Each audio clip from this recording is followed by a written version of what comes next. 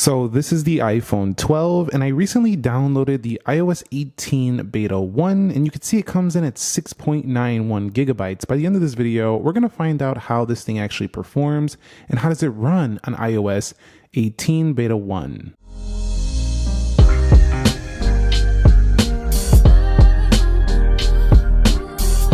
So what is up guys, Nick here helping you to master your technology. The iPhone 12 is now running the iOS 18 Beta 1. So you're going to have 7 gigabytes available for this, but talking about the iPhone 12, this was the pandemic launched iPhone 2020. And you'll see that we do have the Apple A14 Bionic. It's clocked in at 2.99 gigahertz. And this runs a 4 gig of RAM version of the iPhone. I actually expect this one to perform quite well. The iPhone 11 in this series so far was pretty average. The XS Max was good, but not great. It definitely is a little bit slower. So we'll see how this one does here. The A14 is the fastest chip since I tested this on the iPhone 15 Pro. All right, so when I first downloaded this, I generally just kind of scroll through the app screen to kind of see how those appear, and I was pleasantly surprised. This almost feels as smooth as like an iPhone 15, if I'm being totally real with you. This feels great, actually. The iPhone 12 feels excellent on the base home screens. Now, the AI is not coming to this phone. The Apple Intelligence is not coming to any phone prior to an A17 Pro chip and higher. But I think that's an okay thing for the iPhone 12 because I'm not sure this has the power to run it. Maybe it does, but you know, this one right here, it just kind of surprised me when I first turned it on. Going through the app library, kind of just swiping through the control center, everything felt like a brand new iPhone. I was like, wow, this is pretty nice for the iPhone 12. So Beta 1 already looking good.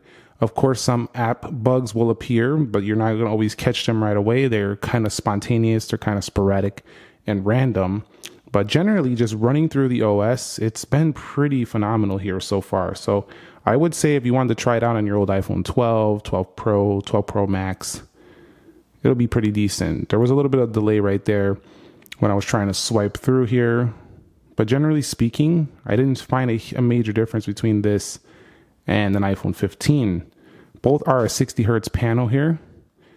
Again, though, there are some toggles and some applications that might crash up. And of course, the chip is not going to load everything as fast as the latest chips. But this is pretty solid. I'm pretty happy with this so far. All right, so let's go ahead and see if we move around some applications, if we can get a little bit of a delay here. Let's go ahead and grab all of these. And you can see so far, not bad. Nothing is really delayed. If I move that around, I don't see no issues. Popping it right there, pretty good. So moving app around in random places. And you can see everything working quite well here. So not a major issue when navigating the home screens and changing apps around. Let's go ahead and hit edit. And we're going to go ahead and try out the new customize feature.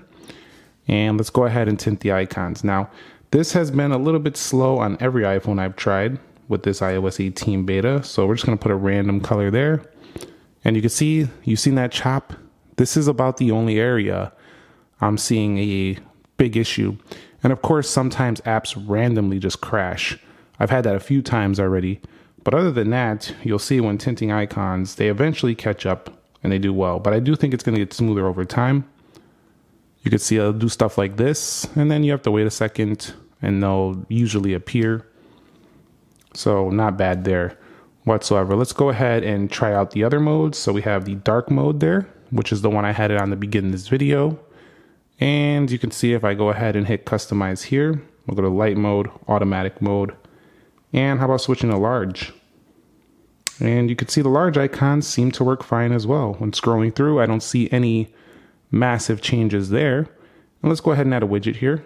We're gonna go ahead and add widget and we'll throw in, how about the clock? We'll throw in a clock here. You can see the clock took a second to appear. If I hit edit, not remove, let's hit edit this widget here. All right, that one's actually, I can't change that one. It might be because I'm in the large. Let's see if I go back to the small. No, that widget is just not able to be customized from there. Let me go ahead and get this one out of here. And you can see as I'm doing this stuff, we're not really seeing anything drastic here. Let's go ahead. So let's go ahead and see if we could change the widget sizes of certain application or widgets. So you can see you can make that bigger, or you can make this, gotta make it smaller. And you can see it works pretty well. So even editing the widget sizes seems to work pretty well right there. Let me go ahead and remove this one. And we'll go ahead and hit another one. And how about we put this Bible widget in here? And we'll see if I could change the size of that. And you can see it works pretty well. So yeah, just kind of like playing around with iOS 18 here in terms of customization. The widgets here for the iPhone 12 looks pretty good. Looks like you can play around with that stuff with no major issues whatsoever. Also, if you want to go ahead and hide applications, like for example, I don't want people seeing my tasks, you can go ahead and require Face ID. Then you can hit hide and require Face ID. And then if you do that, it'll tell you that it'll hide tasks here. We'll hide the app. And then you've seen that worked fine. So even the hiding of the applications works fine. Then you'll find it here in the hidden folder. Once again, you will need to hit the Face ID. So it's like a double step process to get into that application. So that worked pretty well as well. All right, so what about the control center? One of the laggier parts of this iOS beta. And you can see there's a little 60 hertz chop there. But let's go ahead and show you where this really seems to be delayed. Even on some of the newer iPhones, you'll see, yeah, definitely a little choppy scrolling in there. I mean, it works, but, oh, did you see that? It kind of like hanged right there. I had to re-swipe because it hung right there. So let me go ahead and hit increase contrast. Let's add another control. How about another flashlight? Let's add another control. How about a magnifier?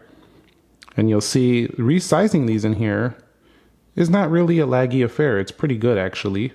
So this will work well as well. So if you want to mess around with the new control center and you want to kind of see how this all operates and bring more controls in, you'll be fine. It's just kind of like the area where you're searching the controls is definitely a little bit slow. But they seem to work pretty well on this iPhone iOS 18. So pretty decent there. Control center, not a major problem, just a little bit laggy when adding the controls. So within iOS 18 beta 1, we're getting a little bit of swipe delay there. Is that a swipe? Yep, there you go. There's some lag for you right there. I was just bragging about how this is nice in the swiping, but you've seen right there what can happen in a beta experience. You've seen I was swiping and swiping. Took about 5 seconds to register my swipe. Generally, that doesn't happen though. That doesn't happen frequently, but I'm glad I caught it because it shows in this video that it's very spontaneous, it's very sporadic, and it just happens off and on. You know, it doesn't happen very regularly. So that's pretty good. But you can see within this new categorized area of apps where they put all the apps in this one section, finally, it's pretty smooth. So you can search through here and find this stuff pretty well. Also, they have a new hidden apps section. If you put your hidden apps in there, they will appear right there. All right, so let's check the internet performance. Can you browse the web here on beta 1? And of course you can. There you go. They're even advertising the Apple Intelligence right up there. Let's go ahead and click learn more. And you can see this works fine. Pretty good here on this. Let's go to yahoo.com. And we'll go to yahoo.com and you can see very good. No major issues on that front. Battery life is seeming to drain very fast here though on iOS 18 beta 1. The iPhone 12 was always not a great battery life phone to begin with. So throw a beta on top of it or on top of already not being a great battery life phone. Yeah, we don't got to say much. This is definitely going to be not as a champ in day-to-day battery life. It already wasn't great. So adding this beta on top of it, probably going to be a pretty dismal experience for battery. Let's just keep that in mind. All right, so we're going to run a Geekbench 6 here and just kind of see how it performs in the scores here on beta 1. I'll be back when it's done. So we're going to go ahead and wrap it up here with the Geekbench 6. And you could see it took around 5 to 6 minutes on here. 1998 on the single core, a 4157 on the multi-core. So not horrible on that multi-core. Not amazing on the single, but it's solid. Like it'll run functional day-to-day stuff. It's just nothing to write home about. As you can see, just slightly higher than the 11 Pro Max on the performance. And then on the multi-core though, it's actually pretty decent. I think 4157 is not horrible, but Definitely didn't even do better than the average iPhone 12 score, which is probably telling us that the beta here is not performing as well as even a base 17.5.1 version of iOS. But you can see right here, the average 4489, that's definitely sizably better than the iPhone 11 Pro Max. It's closer in line to something like an iPhone 12 Pro and 12 Pro Max. All right, so let's go ahead and launch some apps. Now, this is not a speed test. This is just going to be a little quick app test here. We're not comparing to no phone. We're just seeing how they operate, how they perform.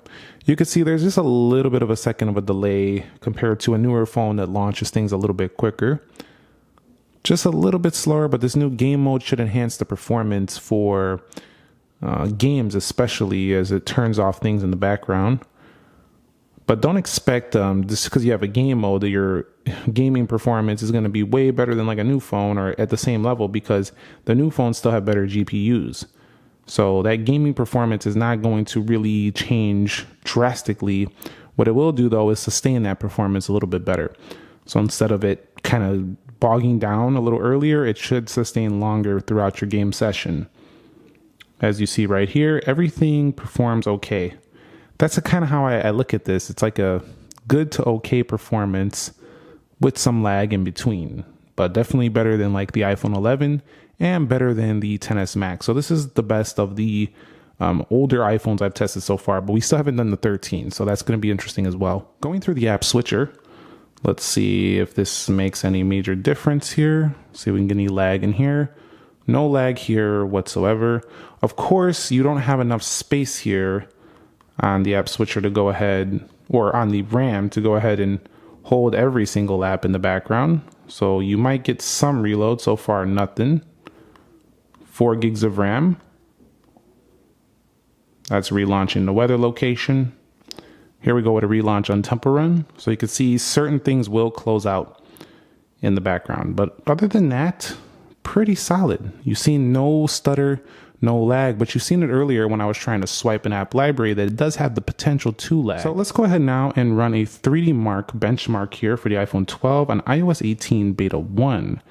We'll do the extreme one here, and this is about a minute test. We'll see what kind of gaming performance we're pulling in right here for the iPhone 12. I'll be back when this is done. And our final results are in here on the Beta 1. You can see an average frame rate of 11.8 with an overall score of 1979. Which is not too far off what the iPhone 12 typically does, but only averaging a 9 to 16 FPS frame rate there. Not incredible. Also, you'll see that performance definitely dropped off towards the end of the test.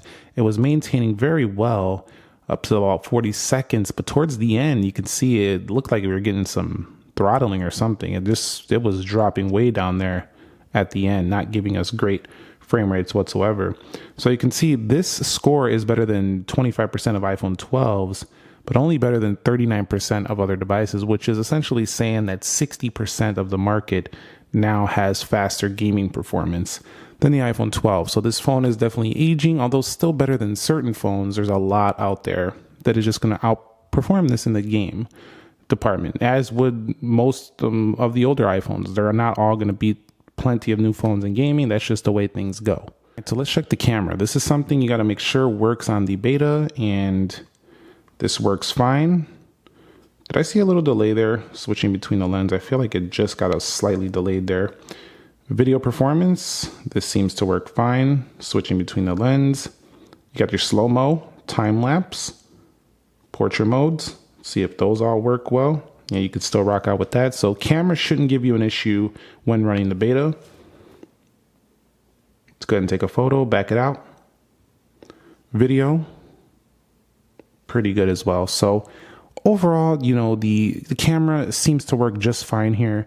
Let's check the camera on the lock screen for this beta on iPhone 12. That works fine. Flashlight working just fine. So all your essential utilities and tools should be working fine. So let's wrap it up here for iPhone 12, iOS 18 Beta 1. It's running a little hotter than usual. I will state that. Battery is definitely draining faster than usual, as you would expect. And you can run into a sporadic bug here and there or delay here and there. That does happen here, especially on this first beta. But generally, I think it's definitely a functional and stable enough beta to use if you really want to try it out. Like, it's not gonna, like, an app will crash here and there, but it's not like you can't access your stuff and use your phone. It's still pretty risky. If this is your main phone, you could corrupt something. It's possible. There is possible to lose data. So I still recommend waiting.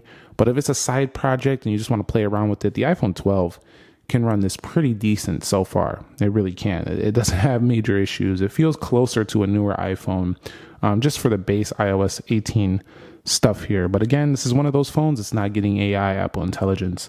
So if you want to see any more, maybe 12 Pro Max, maybe another iPhone in this How Does It Run series, let me know which one that's going to be down below in the comments. If you enjoyed this, click the thumbs up for me and subscribe for more. I'll catch you on the next episode. Nick here. Be sure to be well, and peace.